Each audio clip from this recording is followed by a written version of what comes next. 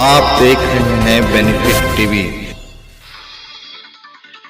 नमस्कार, मैं रविंद्र कुमार और हमारे साथ हैं हरिकेश्वर राम और श्रवण पासवान। आज हम लोग बात करने वाले हैं जातीय जनगणना के बाद बिहार में किस तरह से जो माहौल राजनीतिक बना है, और साथ ही साथ इस पर भी हम बातचीत करेंगे कि जो दलित और महादलित जो वर्गीकरण हुआ उससे समाज पर क्या इफेक्ट पड़ा है, क्या समाज इसके बारे में अच्छा हुआ है या समाज को नुकसान पहुंचा है, और जो दलित जातियां हैं उसमें क्या क्या प्रभाव पड़ा। तो सर, पहला सवाल आपसे, क्या कुछ फायदा हुआ है दलित समाज को जो वर्गीकरण हुआ है दलित महादलित?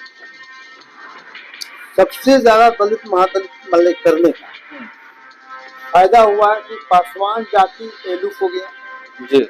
और उसका जो है टोला सेवक में और विकास समिति में एक भी लोगों की बहाली नहीं हुई, तो उस जाति के साथ डिस्क्रिमिनेशन हो गया। और वो जाति पासवान जाति का तो हुआ है, इसके अलावे किस तरीका से शिक्षा मित्र और विकास मित्र और टोला सेवक का बहाली हुआ, तो उसमें भी इस तरह से किया गया कि कोई जिसका संख्या ज्यादा रहेगा, 50 घर का टोला रहेगा, उसी जाति से मैट्रिक पास को लिया जाएगा। तो नतीजा क्या होगा कि जो कम संख्या वाले थे, जिसको रियल में अपने आप को महादलित कहते थे, उनको एक भी सीट नहीं मिला, नहीं के बराबर उनको सीट।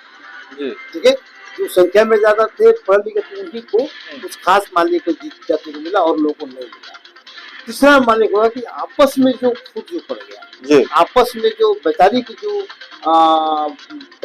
समर्थन मिलता था, संघर्ष होता था, उसमें फूट पड़ गया और दलित आंदोलन कमजोर पड़ गया। इसका सबसे बड़ा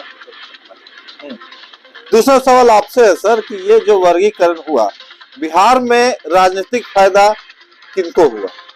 सबसे पहली बात है कि जो ये वर्गीकरण हुआ, ये वर्गीकरण ही अपने आप में असंवैधानिक है।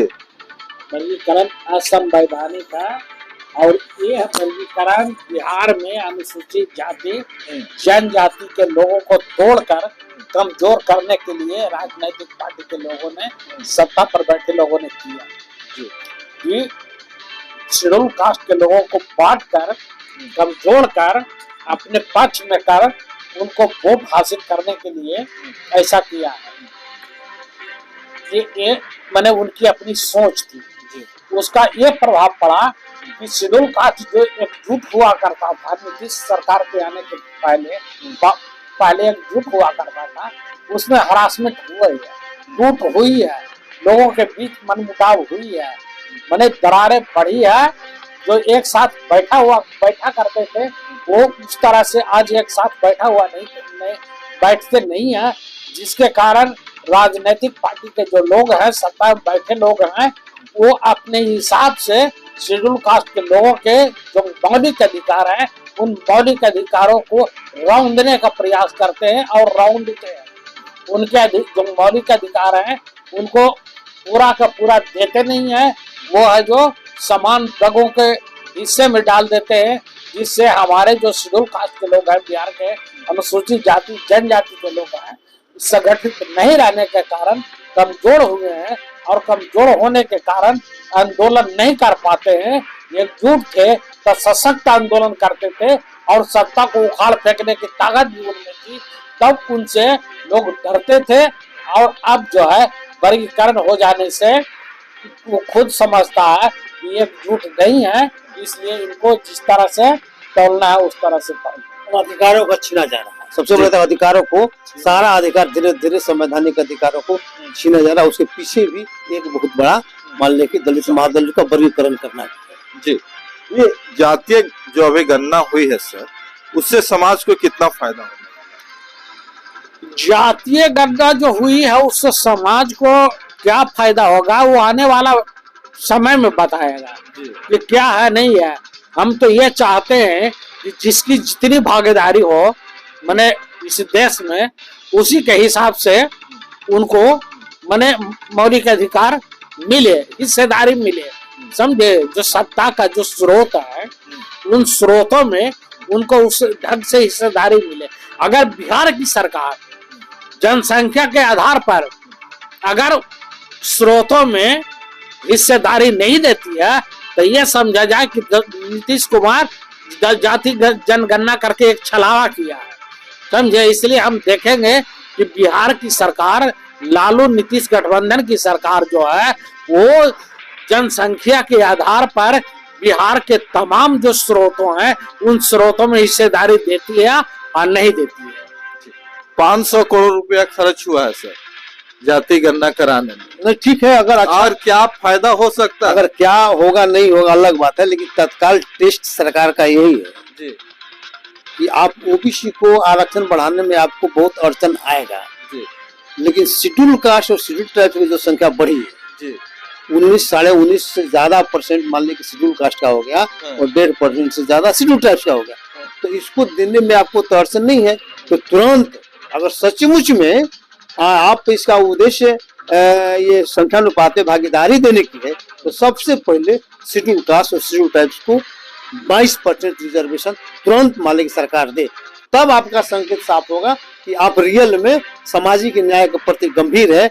अन्यथा आप पॉलिटिकल लाभ के लिए, पॉलिटिकल काम के लिए ये सब कर रहे हैं, जबकि जाति के आधार पर कहीं किसी को आप कुछ दे नहीं सकते हैं, लेकिन आपने किया सिर्फ मालिक की तरफ से खर्चा फालतू किया और अपने लाभ के लिए किया, लोगों को ठगने के लिए किया, लोगों को मूर्ख बनाने के लिए किया और पॉलिटिकल उद्देश्य की पूर्ति के लिए आपने किया, ये माना जाएगा। आपका क्या रहा सर, ये पॉलिटिकल हुआ है पूरा काम? आपको मैं बता दूं कि जो बिहार की सरकार है जो 31-32 सालों से चल रही है, ये सामाजिक न्याय की सरकार नहीं है, सामाजिक न्याय के हत्यारों की सरकार है। समझ गए ना? ये सामाजिक न्याय के नाम पर सिर्फ बिहार के लोगों को, जो बैकवर्ड लोग हैं, पिछड़े तबके के लोग हैं, शेड्यूल कास्ट के लोग हैं, ट्राइब हैं, इनको सिर्फ छलने का काम किया है।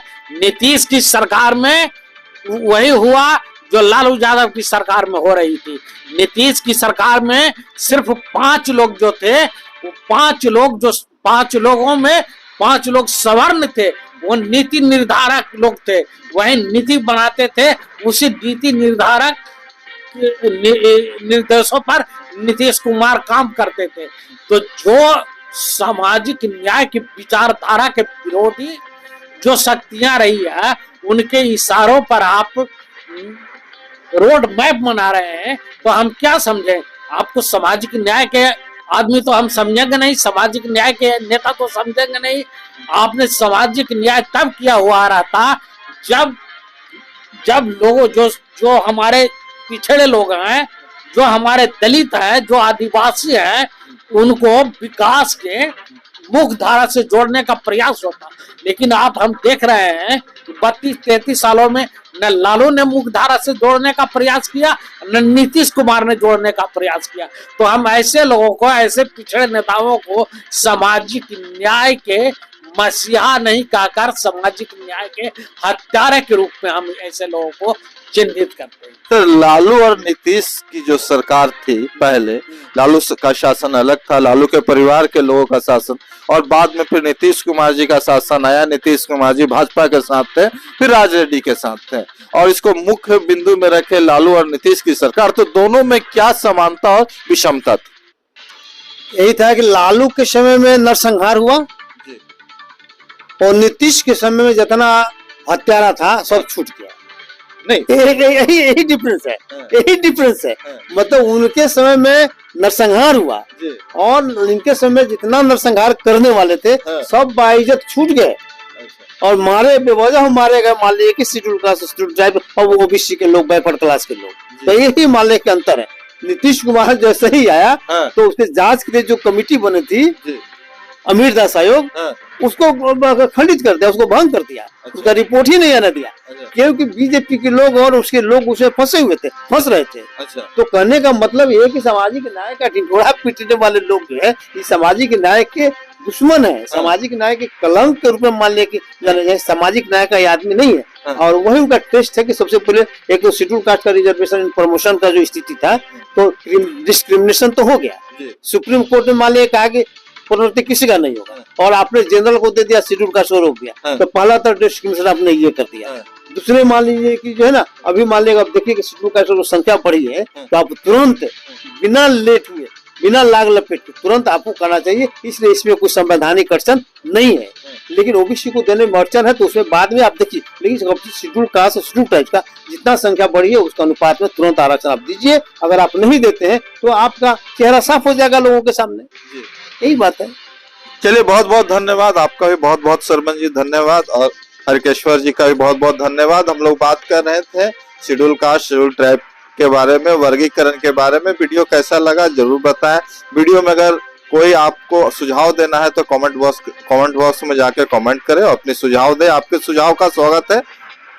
नमस्कार। नमस्कार। जय भीम, जय भारत, जय संविधान। आप देख रहे हैं बेनिफिट टीवी।